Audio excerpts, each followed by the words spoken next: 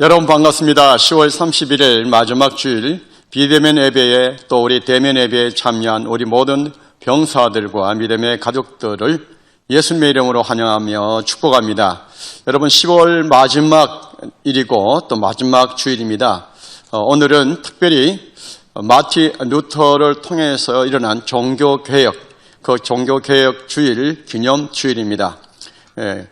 개신교회는 끊임없이 개혁되어야 한다라고 하는 모토를 갖고 있습니다. 오늘날 교회를 바라보면서 개혁이 그 어느 때보다 절실한 느낌입니다. 더욱더 우리가 하나님을 올바로 믿고 하나님 앞에 우리 모두가 자신들을 돌아보는 정말 그러한 날이 바로 오늘이라고 생각합니다.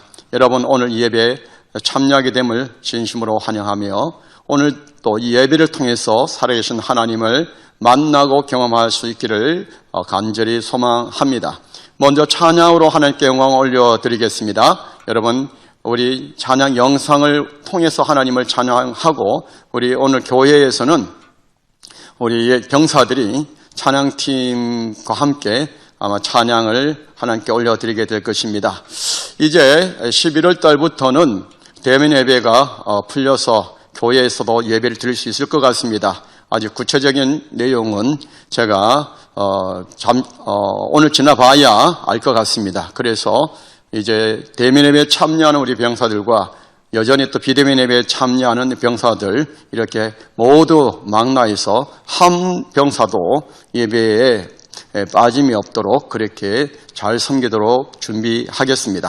자, 예배 영상, 찬양 영상 함께 우리가 보면서 들으면서 마음으로 우리도 찬양하겠습니다. 찬양 영상 듣겠습니다.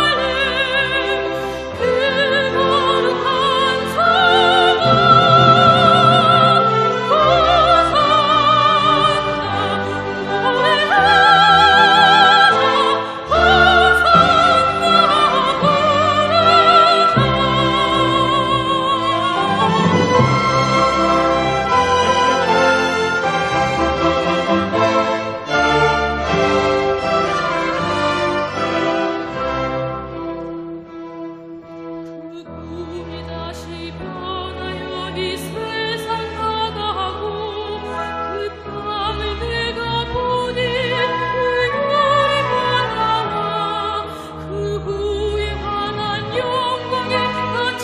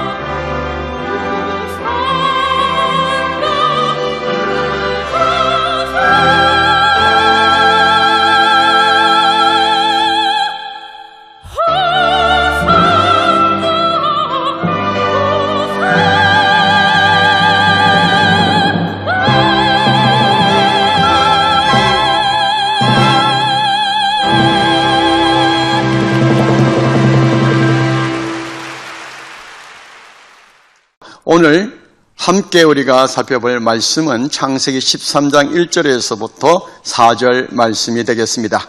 제가 봉독하겠습니다. 아브라함이 애굽에서 그와 그의 아내와 모든 소유와 롯과 함께 네겝으로 올라가니 아브라함에게 가축과 은과 금이 풍부하였더라. 그가 네겝에서부터 길을 떠나 베델에 이르며 베델과 아이 사이 곧 전에 장막 쳤던 곳에 이르니 그가 처음으로 제단을 쌓은 곳이라. 그가 거기서 여호와의 이름을 불렀더라. 아멘. 오늘 창세기 13장 1절에서 4절의 말씀을 가지고 풍부한 인생이라는 제목으로 말씀을 전하려고 합니다. 풍부한 인생. 오늘 2절 말씀에 보니까 아브라함에게 은과 금이 풍부하였더라. 가축이 풍부하였더라. 재물이 많아졌다라고 하는 거죠. 이 풍부하다라고 하는 것은 넉넉하고 썩어도 남을 정도로 넉넉하다 이런 의미입니다. 풍부하였더라. 여러분 오늘 예배에 참여한 우리 병사들과 믿음의 가족들의 모든 삶에 이 풍부함의 축복이 넘치기를 정말로 소망하고 기도합니다. 축복합니다. 여러분 축복이라는 단어가 참 귀하지 않습니까? 우리는 복을 모두 정말 사모하죠. 예, 복 받기를 또 원하죠. 아브라함이 오늘 우리들에게 보여주는 모델입니다. 하나님으로부터 받은 이 풍부한 물질의 복, 이 복을 오늘 우리들에게 이렇게 소개하고 있는데 오늘 이 말씀을 통해서 우리가 또 하나님으로부터 받을 그 복에 대해서 한번 살펴보도록 하겠습니다. 지난 주일에 우리가 살펴본 바대로 아브라함이 이제 그 땅에 기근이 들음으로 인해서 애굽으로 내려가지 않았습니까? 그 애굽에 내려가서 이제 좀 기근을 면하고 이렇게 좀 잘 살아봐야겠다 이렇게 생각했던 것 같은데 중요한 것은 뭐냐면 그곳은 하나님께서 살으라고 한 땅이 아닙니다. 하나님이 아브라함을 저 메소포타미아에서 갈대 우르라고 하는데요. 거기서 인도하여 하셔서 지금 거하게 한 곳이 이 팔레스틴 가나안 땅입니다. 그런데 기근 때문에 아브라함이 그 땅을 떠나서 애굽으로 내려왔습니다. 이유는 단 하나입니다. 물. 그 애굽에는 나일강에 젖줄이 있어서 물이 풍성했습니다. 농사도 잘 지을 수 있었고요. 그래서 그 환경 때문에 아브라함이 애굽으로 내려왔는데 그러나 여러분 하나님의 사람은 하나님이 있으라는 곳에 있어야 되고 가라는 곳에 가야지 내 마음대로 결정해서 그렇게 움직이면 당장 눈으로 볼 때는 뭔가 이루어질 것 같아도 여러분 그렇지 않습니다. 반드시 낭패를 당합니다. 그것이 지난 주일에 우리가 살펴본 그런 말씀이었습니다. 아브라함이 애굽에 내려가서 어떻게 됐죠? 너무 그 부인이 예쁜 게 또 문제이긴 하지만 얼마나 예뻤는지는 모르겠습니다만은 65세란 나이가 적지 않음에도 불구하고 그 부인 사라가 상당히 예뻤던 것 같습니다. 그래서 이 아브라함이 부인 때문에 죽을까 봐 생명의 그 목숨의 두려움을 느낀 나머지 아내를 하지 말고 누이라고 해라 라고 아내에게 그렇게 이야기를 했습니다. 사실 이복 누이입니다. 하지만 결혼했기 때문에 부부입니다. 그렇다면 내 아내요 라고 말을 해야 함에도 불구하고 아브라함은 사람들에게 누이라고 그렇게 소개했습니다. 그 이야기를 들은 애굽의 왕이 아브라함의 부인 사레를 왕궁으로 들이게 되었고 그리고 하마터면 동침을 할 뻔했죠. 그래 되면 어떻게 되겠습니까? 사레를 통해서 태어나야 할 그 아들, 그래서 하나님께서 아브라함과 그 아들들을 통해서 이루고자 하시는 하나님 나라의 하나님의 계획이 자칫하면 큰 낭패를 당할 수 있는 위기의 상황이 도래했던 것입니다. 그것은 아브라함의 순간적인 잘못된 그런 판단 때문이었습니다. 환경을 바라본 결과였습니다. 그 위기를 만났을 때에 지난주에도 말씀을 드렸지만은 내 인간적인 머리로 해결하려고 하면 할수록 더욱더 수렁에 빠지고 늪에 빠지게 됩니다. 그때에 잠잠히 하나님 앞에 멈춰서서 물으셔야 됩니다. 하나님, 이 위기를 하나님 주신 의도가 무엇입니까? 그리고 제가 어떻게 이 위기를 극복할 수 있겠습니까? 라는 이 질문을 그리고 기도를 하나님께 드리면 하나님이 해결할 문을 여시고 답을 주십니다. 하나님 사람은 그렇게 살아가야 합니다. 그런데 하나님 모르는 사람이야 자기 생각, 자기 방법으로 그렇게 해결해 보려고 하는 건 당연한 것이죠. 하지만 하나님의 사람들은, 하나님의 백성들은 그렇게 살면 안 됩니다. 삶이 다른 겁니다. 예. 그래서 아브라함이 그만 큰 위기에 빠졌고 그 위기에 빠진 것을 하나님이 개입하셔서 그 애굽 왕의 집에 재앙을 내리심으로 애굽 왕이 활짝 놀라가지고 이게 뭐냐 싶어가지고 아브라함 불러가지고 왜 너 네 아내를 누이라고 했느냐 하면서 그렇게 막 다그쳤죠. 아브라함이 얼마나 부끄럽고 정말 수치스러운 일이겠습니까? 하지만 하나님은 아브라함에게 나무라지 않으셨습니다. 왜 그랬습니까? 아브라함의 신앙이 그 정도밖에 안 되기 때문에 하나님께서 그 아브라함을 품어주신 겁니다. 언제나 그렇습니다. 우리가 문제를 일으키고 우리가 참 어려움에 봉착하도록 우리 스스로가 그렇게 화근을 만들지만 하나님께서 언제나 뒤치다게 해주시고 해결해 주십니다. 여러분 창세기 3장에서 아담과 하와라는 그 인간이 하나님이 금하신 선과 악을 알게 한 나무 열매를 먹음으로써 죄가 들어왔고 그리고 원수 사단 마귀 이 어둠의 영 세상 영에게 완전히 종속된 거 아닙니까? 그리고 죽음이 오고 심판이 온 거 아닙니까? 그것을 하나님이 해결하셨습니다. 예수 그리스도를 통해서 해결하셨다는 겁니다. 십자가의 죽음을 통해서 해결하신 것입니다. 그래서 예수 믿으면 이 문제를 해결한다. 죄 문제 해결한다. 심판의 문제 해결한다. 이것이 성경의 메시지인 겁니다. 이처럼 우리 인간은 언제나 문제를 만들어내는 문제아들입니다. 그리고 하나님은 그 문제를 통해서 하나님이 누구신가를 또 알리시기도 하시고 그래서 하나님의 사랑의 하나님이시다. 선하신 하나님이시다. 라고 하는 것을 한없이 자비와 긍휼을 베푸신 하나님이시라는 것을 성경이 우리들에게 증명하고 있습니다. 이것은 우리가 살아가면서도 얼마든지 경험되어집니다. 여러분 그래서 아브라함은 애굽에서 참 수치스러웠지만 그러나 애굽 왕으로부터 그 가축과 은금을 그렇게 아내 때문에 희사받아가지고 그걸 몽땅 가지고 지금 다시 가나안 땅으로 왔습니다. 비록 아내를 누이라고 하는 바람에 큰 위기를 초래했지만 그러나 그 사건을 인해서 하나님은 아브라함에게 엄청난 그런 물질의 복을 주신 겁니다. 참 우리가 살아가면서 하나님의 오묘하신 이 섭리를 참 우리가 이해하기가 어렵습니다. 예. 그렇다고 해서 여러분 우리도 아브라함처럼 그렇게 따라했다가는 큰 낭패를 당합니다. 그런 일을 해서는 절대 안 되겠죠. 예. 여하튼 간에 우리의 실수도 하나님이 이렇게 선하게 사용하시는 것을 보면서 참 하나님의 그 섭리를 어찌 우리가 찬양하지 않을 수 있겠습니까? 이것이 하나님을 우리가 믿으면서 하나님과 함께 살아가면서 경험하는 그런 일이기도 합니다. 여러분 여기에 멋진 인생에 참 드라마틱한 그런 스토리가 있습니다. 저도 그런 정말 드라마틱한 그런 사건들이 있습니다. 저의 실수에도 불구하고 하나님께서 그것을 통해서 오히려 화를 은혜로 복으로 바꾸신 그런 일들이 참 많이 있습니다. 생각하면 인간적으로 부끄럽지만 그러나 그때마다 하나님의 개입하셔서 은혜를 베풀어 주신 걸 생각할 때에 나의 나됨은 하나님의 은혜라고 하는 고백을 하지 않을 수 없습니다. 여러분 지금 아브라함이 이 물질이 가축이나 은과 거의 풍부한 것이 자기 노력으로 된 것입니까? 그렇지 않습니다. 하나님께서 부으신 축복입니다. 하나님이 내려주시는 은혜입니다. 그래서 아브라함이 다시 가나안 땅에 와서 한 일이 뭡니까? 4절에 보니까 그가 처음으로 제단을 쌓은 곳이라 그곳에 왔다는 거죠. 그곳에 와서 그가 거기서 여호와의 이름을 불렀더라. 다시 말하면 하나님께 진정한 예배를 드렸다 이 말입니다. 예, 그렇지 않습니까? 우리가 한 것, 내가 한 것은 부끄럽고 수치스러운 일인데 하나님은 오히려 그것을 통해서 은혜와 복을 부어주시니 여러분 얼마나 하나님의 은혜에 감사하지 않겠느냐 말입니다. 오늘 아브라함의 이 풍부함은 전적으로 하나님이 부으신 풍부함이다 라고 우리는 그렇게 생각할 수가 있겠습니다. 이 생각은 틀리지 않습니다.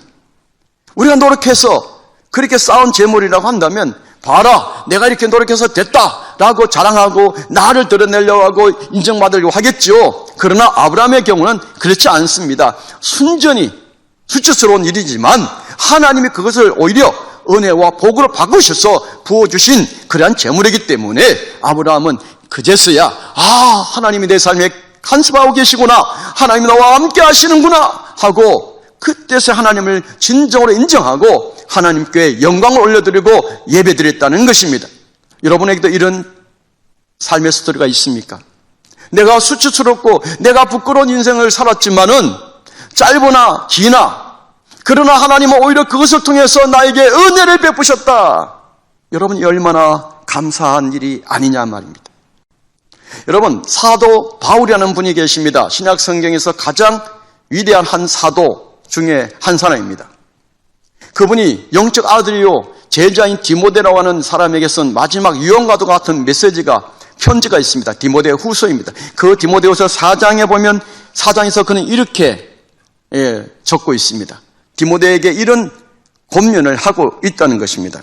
전제와 같이 내가 벌써 부어지고 나의 떠날 시각이 가까웠도다. 나는 선한 싸움을 싸우고 나의 달려갈 길을 마치고 믿음을 지켰으니 이제 후로는 나를 위하여 의의 면류관이 예비되었으므로 주 곧 어려우신 재판장이 그날에 내게 주실 것이며 내게만 아니라 주의 나타나심을 사모하는 모든 자에게도 오니라. 무슨 말이냐면, 디모데야, 나는 이제 순교를 눈앞에 두고 있다. 나는 이제 이 땅을 떠날 것이다. 그런데 말이야, 나에게는 하나님이 예비하신 의의 면류관이 있어. 이것은 나뿐만 아니라 모든 사람들에게도 하나님이 약속하신 것이야. 그러니 어떻게 하는 겁니까? 너도 의의 면류관, 하나님이 주실 상급을 바라보고 살아라. 이 말을 마지막 유언으로 남기고 있는 것입니다. 여러분, 이 사도 바울이라는 사람은요, 예수님을 믿기 전에는 예수 믿는 사람들을 잡아서 감옥에 가둔 일에 앞장선 사람입니다. 그런데 예수 믿는 사람들을 잡으러 가다가 부활하신 예수님이 그에게 나타나셔서 그가 예수님을 믿고 난 다음부터는 그의 전 생애를 걸고 예수님을 믿으라고 복음을 전하는 사도가 되어졌습니다. 그가 깨달았던 것은 이것입니다. 예수님을 전하는 것이야말로 내 인생 최고의 복이구나. 나에게 하나님이 약속하신 의의 면류관, 영원한 상급이 있구나, 면류관이 있구나. 이 사실을 그가 깨닫고 자기의 전 전제를 걸고 있습니다. 저도 성경을 통해서 이 사실을 발견하고 난 다음부터 제 인생은 달라졌습니다. 그때보다 저는 만나는 사람들에게 예수님 믿으라고 저는 전합니다. 여러분, 매주 이 설교 영상에서 또는 그 외에도 제가 만나는 사람들에게 하는 주된 제 메시지는, 말은 예수 믿으세요라고 하는 말입니다. 왜? 이 한마디 속에는 그 한 영혼을 살리는 구원의 역사가 있으며 이 땅을 떠났을 때 하나님이 주실 의의 면류관이 예비되어 있다고 하는 것입니다. 여러분, 아브라함처럼 하나님을 따라가면, 하나님의 인도하시는 길을 따라가면 그곳에는 기근도 있습니다. 하나님이 인도하신 길이라고 해서 기근이 없는 것은 아닙니다.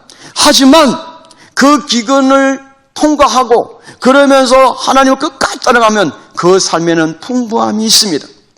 그런데 이 땅에서의 물질적인 풍부함보다 더 소중한 것이 뭐냐면 하나님 나라에서 받을 면류관입니다. 이 상급이 가장 중요합니다. 그러므로 성경은 땅의 것만을 추구하는 사람이 되지 말라는 겁니다. 영원한 하나님의 나라를 바라보면서 하나님이 내 머리에 씌워줄 그 면류관을 소망하라는 겁니다. 여러분, 면류관은요, 왕이나 그 다음에 경기에서 1등한 사람들에게 씌워주는 겁니다. 미스 코리아에 진이 되면 1등하면 머리에 관을 씌우죠. 여러분, 이 면류관은 자랑스러운 겁니다. 이 땅을 떠나서 하나님 나라에 도착하면 천군 천사들과 기존에 정말 하나님을 잘 믿었던 하나님의 사람들 앞에서 하나님이 착하다, 충성되다, 정말 잘했구나, 장하구나, 그 의의 면류관을 씌워준다고 한다면 여러분 얼마나 영광스럽겠느냐는 겁니다. 하지만 이 땅에서 내 마음대로 내 욕심대로 살아간 사람들에게는 면류관이 씌워지지 않을 것입니다. 부끄러운 구원은 바뀌었지만 부끄러운 구원이 될 것입니다. 그래서 여러분, 우리 삶의 풍부한 인생이 되어지려면 딱 비결이 하나 있습니다. 만나는 사람들에게 예수님 믿으세요, 이 한마디입니다. 지난 주에도, 이번 주에도 우리 성경 필사한 병사하고 전화통화를 통해서 제가 상담을 하게 되었습니다. 그러면서 제가 예수님을 전했습니다. 전화를 통해서 그 병사가 예수님을 영접했습니다. 아마 이 비대면 예배를 지금 듣고 있을 겁니다. 보고 있을 겁니다. 정말 축복합니다. 그런 병사들이 참 많습니다. 그래서 그 중에 군종도 되고, 참 그리고면서 군을 떠나가는 그런 병사를 보면 사랑스럽습니다. 마틴 루터라고 하는 종교개혁자가 가톨릭 천주교 신부였습니다. 그 당시에 천주교는 구원을 어떻게 받을 수 있냐? 열심히 기도하면, 열심히 노력하면, 정말 착한 일 많이 하면 구원받는다 했습니다. 그러나 그러지 않았습니다. 루터가 그렇게 했는데도 안 됐습니다. 그러다가 루터가 성경을 읽다가 깨달은 게 뭐냐면 오직 의인은 믿음으로 산다는 이 말씀에 그가 깨졌습니다. 그리고 비텐베르그 성당에다가 95개조의 조항을 내걸었습니다. 그 당시에 가톨릭의 부패상에 대해서 적나라하게 그렇게 고발한 겁니다. 그러자 교황이 그리고 그 당시에 천주교가 루터를 압박하고 그 주장하는 바를 처리하라고 그렇게 내몰았습니다. 하지만 루터는 거기에 굴하지 않았죠. 그래서 생겨난 것이 바로 프로테스탄트 교회 개신교입니다. 지금도 미안하지만 천주교는 예수로만 구원받는다고 가르치질 않습니다. 뭐 그런 분도 계신지 모르겠습니다만은 착하게 살아야 된다. 여러분 물론 착하게 살아야 되죠. 그러나 착하게 사는 것만이 구원받을 수 있는 건 아닙니다. 성경은 오직 하나 예수 믿어야만 구원받는다. 왜? 우리 모두 죄인인데 우리가 착하게 산들 우리 자신의 죄인이고 우리 속에 사르스라고 하는 죄의 본성이 있는데 어떻게 우리가 착하게 살 수가 있겠습니까? 하나님 보시기에 우리는 다 죄인인 겁니다. 그래서 하나님의 아들 예수님이 이 땅에 오셔서 십자가에서 죽으신 것입니다.